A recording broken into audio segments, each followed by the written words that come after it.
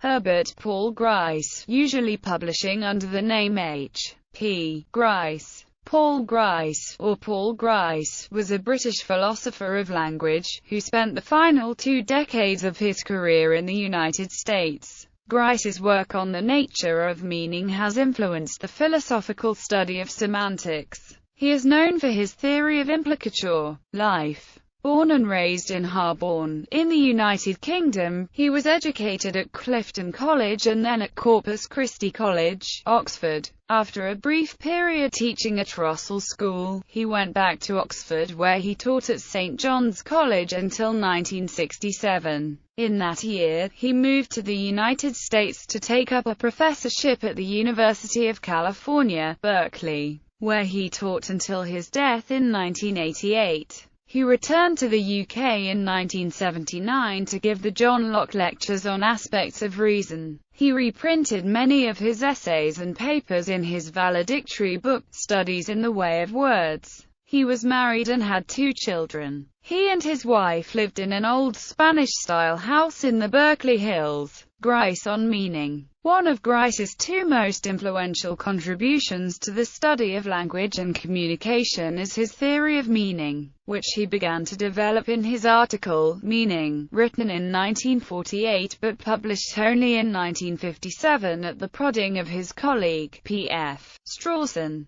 Grice further developed his theory of meaning in the 5th and 6th of his William James Lectures on Logic and Conversation, delivered at Harvard in 1967. These 2 lectures were initially published as Utter as Meaning and Intentions in 1969 and Utter as Meaning, Sentence Meaning, and Word Meaning in 1968, and were later collected with the other lectures as the first section of Studies in the Way of Words in 1989. Natural versus non-natural meaning. Grice begins meaning by using the techniques of ordinary language philosophy to distinguish what he calls natural meaning, measles, from what he calls non-natural meaning. Grice does not attempt to give definitions of these 2 senses of the verb to mean, nor does he offer an explicit theory that distinguishes the respective concepts they are used to express. Instead, he relies on 5 differences in ordinary language usage to show that we use the word in 2 different ways: intention-based semantics for the restive meaning, and in his discussions of meaning in Logic and Conversation. Grice deals exclusively with non-natural meaning. His overall approach to the study of non-natural meaning later came to be called intention-based semantics,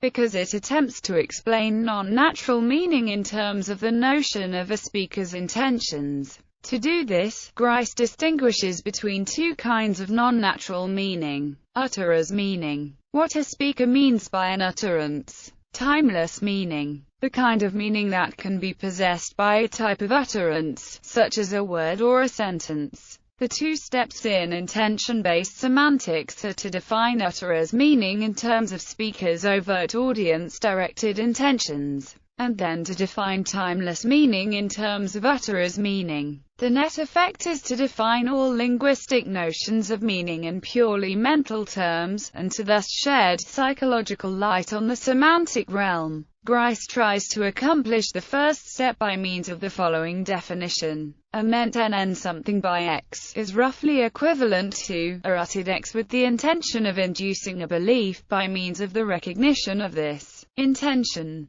Grice generalizes this definition of speaker meaning later in Meaning, so that it applies to commands and questions, which, he argues, differ from assertions in that the speaker intends to induce an intention rather than a belief. Grice's initial definition was controversial, and seemingly gives rise to a variety of counterexamples, and so later adherents of intention-based semantics, including Grice himself, Stephen Schiffer, Jonathan Bennett, Dan Sperber and Deirdre Wilson, and Stephen Neal, have attempted to improve on it in various ways while keeping the basic idea intact. Grice next turns to the second step in his program, explaining the notion of timeless meaning in terms of the notion of utterer's meaning. He does so very tentatively with the following definition. X means that so-and-so might as a first shot be equated with some statement or disjunction of statements about what people intend to affect by X. The basic idea here is that the meaning of a word or sentence results from a regularity in what speakers use the word or sentence to mean. Grice would give a much more detailed theory of timeless meaning in his 6th Logic and Conversation lecture. A more influential attempt to expand on this component of intention-based semantics has been given by Stephen Schiffer.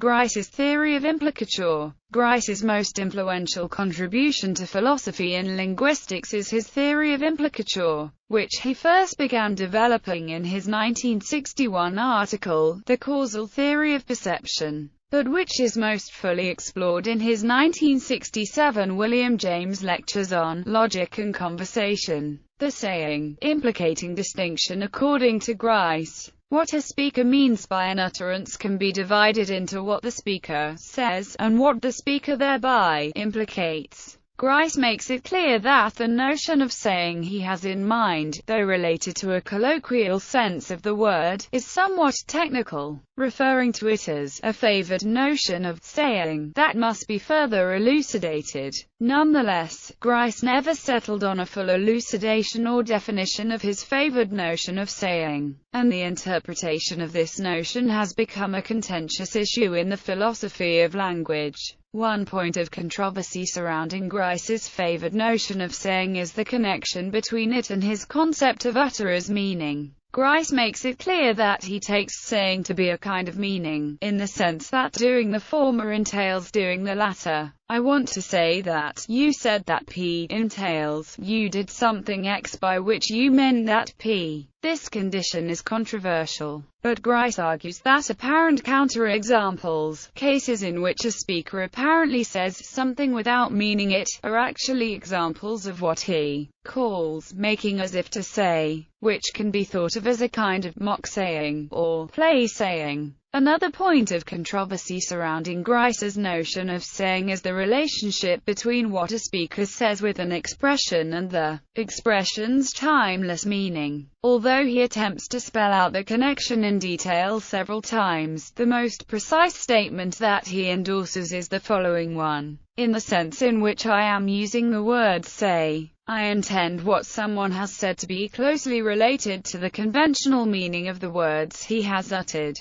Unfortunately, Grice never spelled out what he meant by the phrase closely related in this passage, and philosophers of language continue to debate over its best interpretation. In The Causal Theory of Perception, Grice contrasts saying with implying. But in Logic and Conversation, he introduces the technical term implicature and its cognates, to implicate and implicatum. Grice justifies this neologism by saying that implicature is a blanket word to avoid having to make choices between words like imply, suggest, indicate, and mean. Grice sums up to these notions by suggesting that to implicate is to perform a non-central speech act, whereas to say is to perform a central speech act. As others have more commonly put the same distinction, saying is a kind of direct speech act, whereas implicating is an indirect speech act.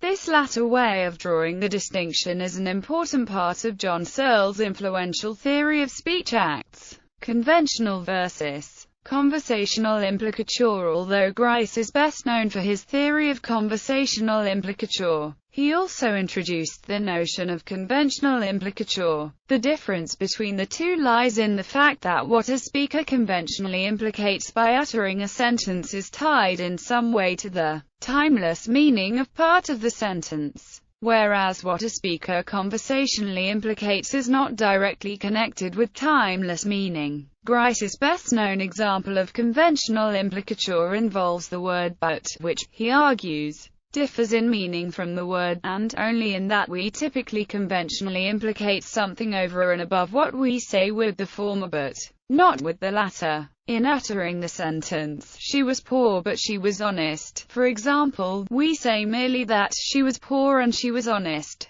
but we implicate that poverty contrasts with honesty. Grice makes it clear that what a speaker conventionally implicates by uttering a sentence is part of what the speaker means in uttering it, and that it is also closely connected to what the sentence means. Nonetheless, what a speaker conventionally implicates is not a part of what the speaker says. Use doing X might be his uttering the sentence, "She was poor but she was honest." What you meant, and what the sentence means, will both contain something contributed by the word "but," and I do not want this contribution to appear in an account of what you said. Grice did not elaborate much on the notion of conventional implicature, but many other authors have tried to give more extensive theories of it, including Laurie Carttunen and Stanley Peters, Ken Bark, Stephen Neal, and Christopher Potts. Conversational implicature: to conversationally implicate something in speaking, according to Grice,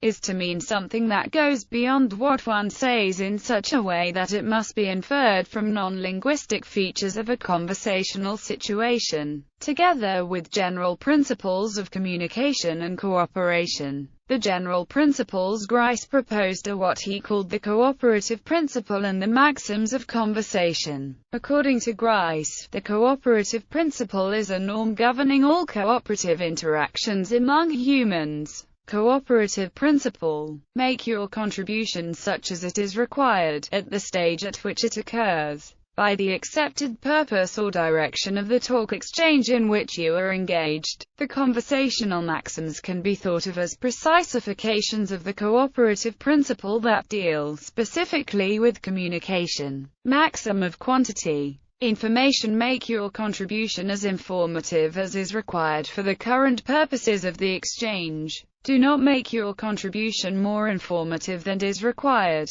Maxim of quality: truth. Do not say what you believe to be false. Do not say that for which you lack adequate evidence. Maxim of relation: relevance. Be relevant. Maxim of manner: clarity. Avoid obscurity of expression. Avoid ambiguity. Be brief. Be orderly. Grice follows his summary of the maxims by suggesting that one might need others, and goes on to say that there are, of course, all sorts of other maxims, such as "be polite," that are also normally observed by participants in exchanges, and these may also generate non-conventional implicatures. Conversational implicatures are made possible, according to Grice, by the fact that the participants in a conversation always assume each other to behave according to the maxims. So, when a speaker appears to have violated a maxim by saying or making as if to say something that is false, uninformative or too informative, irrelevant, or unclear, the assumption that the speaker is in fact obeying the maxims causes the interpreter to infer a hypothesis about what the speaker really meant. That an interpreter will reliably do this allows speakers to intentionally flout the maxims, i.e., create the appearance of breaking the maxims in a way that is obvious to both speaker and interpreter, in order to get their implicatures across. Perhaps Grice's best-known example of conversational implicature is the case of the reference letter, a quantity implicature. A is writing a testimonial about a pupil who is a candidate for a philosophy job, and his letter reads as follows: "Dear Sir, Mr. X's command of English is excellent, and his attendance at tutorials has been regular. Yours, etc." Given that a speaker means a given proposition P by a given utterance, Grice suggests several features which P must possess in order to count as a conversational implicature. Non-detachability. The implicature is non-detachable insofar as it is not possible to find another way of saying the same thing which simply lacks the implicature. Cancelability. A putative conversational implicature is explicitly cancelable if, to the form of words the utterance of which putatively implicates that p. It is admissible to add but not p, or I do not mean to imply that p. And it is contextually cancelable if one can find situations in which the utterance of the form of words would simply not carry the implicature. Non-conventionality. Conversational implicator are not part of the meaning of the expressions to the employment of which they attach calculability. The presence of a conversational implicature must be capable of being worked out, for even if it can in fact be intuitively grasped, unless the intuition is replaceable by an argument, the implicature will not count as a conversational implicature, it will be a conventional implicature. Generalized versus particularized conversational implicature. Grice also distinguishes between generalized and particularized conversational implicature. Grice says that particularized conversational implicatures arise in cases in which an implicature is carried by saying that p on a particular occasion in virtue of special features about the context. Cases in which there is no room for the idea that an implicature of this sort is normally carried by saying that p. Generalized implicature, by contrast, arise in cases in which one can say that the use of a certain form of words in an utterance would normally carry such and such an implicature or type of implicature. Grice does not offer a full theory of generalized conversational implicatures that distinguishes them from particularized conversational implicatures, on one hand, and from conventional implicatures, on the other hand. But later philosophers and linguists have attempted to expand on the idea of generalized conversational implicatures. Grice's paradox. In his book Studies in the Way of Words, he presents what he calls Grice's paradox. In it, he supposes that two chess players, Yog and Zog, play 100 games under the following conditions. Yog is white 9 of 10 times. There are no draws. And the results are: Yog, when white, 180 of 90 games. Yog, when black, 10 of 10 games. This implies that 8/9 times, if Yog was white, Yog won. 1/2 of the time, if Yog lost, Yog was black. 9/10 that either Yog wasn't white or he won. From these statements, it might appear one could make these deductions by contraposition and conditional disjunction. If Yog was white, then 1/2 of the time Yog won. 9/10 times, if Yog was white, then he won. But both are untrue, they contradict, in fact, and don't provide enough information to use Bayesian reasoning to reach those conclusions. That might be clearer if had instead been stated like so: when Yog was white, Yog won 8/9 times. When Yog lost, Yog was black 1/2 the time. 9/10 times, either Yog was black and won, Yog was black and lost, or Yog was white and won. Grice's paradox shows that the exact meaning of statements involving conditionals and probabilities is more complicated than may be obvious on casual examination. Criticisms and examinations. The relevance theory of Dan Sperber and Deirdre Wilson builds on and also challenges Grice's theory of meaning and his account of pragmatic inference. See relevance, communication and cognition. Grice's work is examined in detail by Stephen Neal, Paul Grice and the Philosophy of Language, Linguistics and Philosophy 15. 5.